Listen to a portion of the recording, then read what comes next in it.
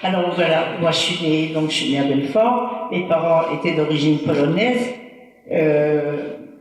ils s'étaient mariés à Varsovie, mon papa avait une grande famille à Varsovie, ses parents et frères et sœurs, ma maman était orpheline, et ils avaient décidé de quitter la Pologne parce que c'était pas très agréable là-bas, et ils avaient une bonne raison de quitter, ils sont partis en Suisse parce que ma maman avait 2 frères en Suisse.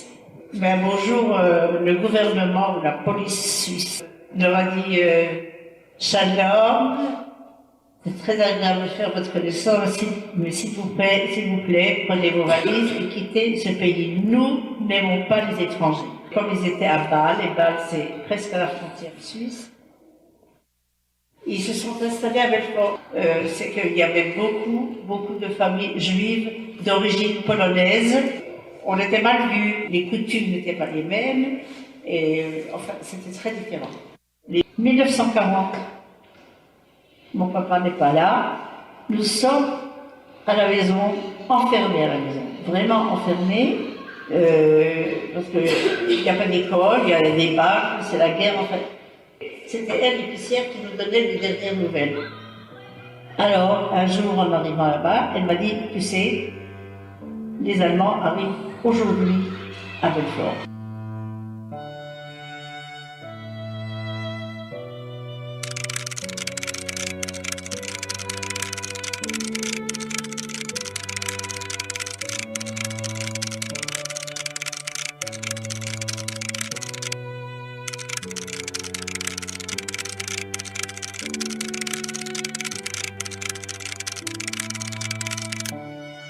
Et on frappe à la porte.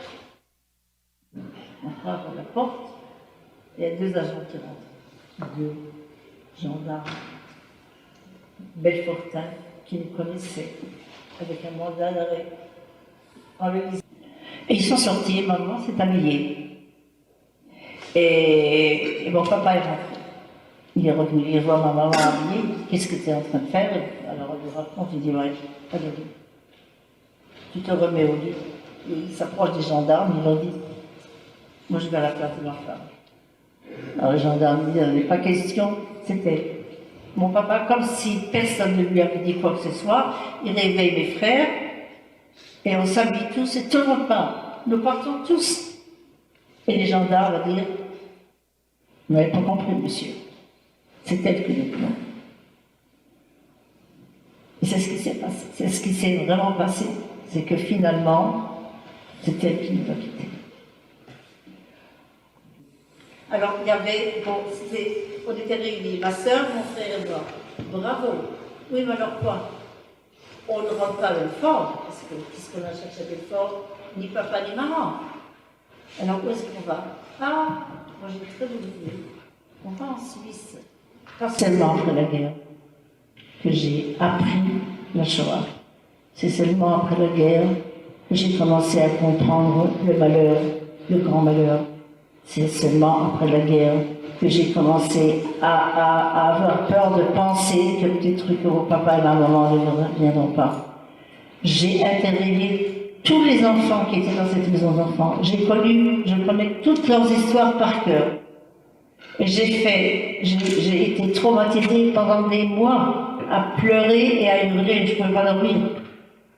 Parce que tout ce que j'ai entendu de vive voix des enfants. Alors moi j'entends des histoires telles que c'est, et je n'arrive pas à comprendre encore, je n'arrive pas à accepter que tout le monde a passé par là, donc que tout le monde est mort, tout le monde a été tué, tout le monde...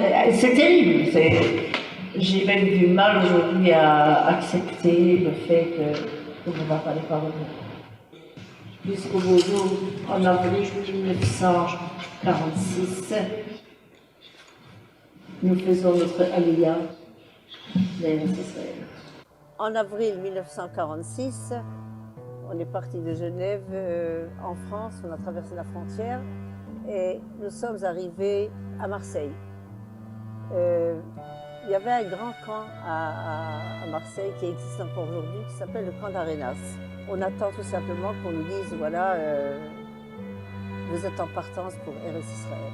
Et un jour, on nous a dit, voilà, on vient vous chercher en camion, on vous fait monter sur les bateaux. Alors on est arrivé à Haïfa. Et à Haïfa, vous avez vu là le bus, là, quelque part, où il est l'autobus? Alors, c'est un genre de bus qui nous attendait à l'entrée. Enfin bon, on a quitté le bateau. Alors on est arrivé à Atlit. C'était quoi Atlit? Je sais qu'il y a deux façons de voir Atlit. Je sais que ceux qui ont passé les camps en Pologne, qui ont vu tout ce qu'on voit là, mais pire que ça, les grilles, et les soldats, et la police, enfin les camps.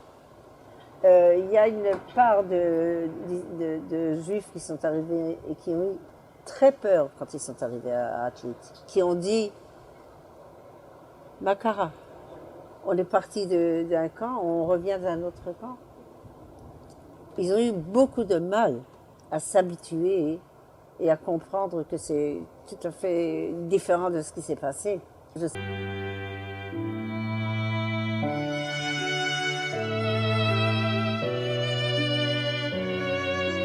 À Atlit, au bout de quelques temps, je ne me souviens plus si nous étions là-bas 2 semaines, 3 semaines, il y avait la police anglaise et il y avait aussi des chambres yéhoudies. On nous a appelés dans la grande salle, vous la verrez quand vous irez à Atlit.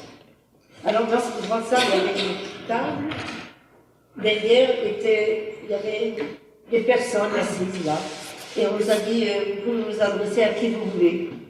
Moi j'ai regardé, je me suis dit, où est-ce que je vais m'adresser? Ben, je ne sais pas à qui. J'ai vu quelqu'un, je ne sais pas. Je suis pas chez lui. Alors je me suis mis derrière sa table.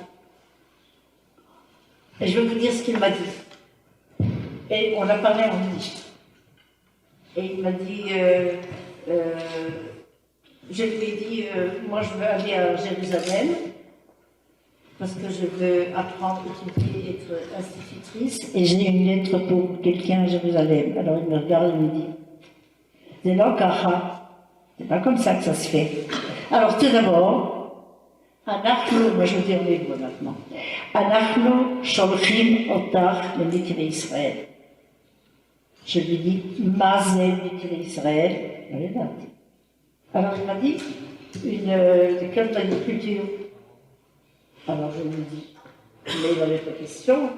Allez, ça demande à traiter les vaches ou à faire quoi que ce soit. Non, moi je vais aller à Jérusalem, je vais faire des études pour être institutrice. J'avais 15 ans. Pour moi, Mikve Israël, pour tout ce groupe qui était tous des enfants de la Shoah, tous des orphelins, tous jeunes, on avait 14 ans, 15 ans, 16 ans, maximum c'était 16 ans, qui n'avaient pas terminé les études, qui avaient perdu leurs parents, qui avaient perdu. On avait tout perdu et on est venu à Mikve Israël. Mikve Israël a été pour nous la meilleure des choses qui puisse arriver à quelqu'un qui était dans des cas comme nous. J'étais institutrice pendant de longues années et voilà mon histoire. Il faudrait peut-être que je termine en vous disant quand même que j'ai fait l'armée, je me suis mariée, j'ai vécu à Haïfa, j'ai des enfants, petits-enfants, arrière-petits-enfants.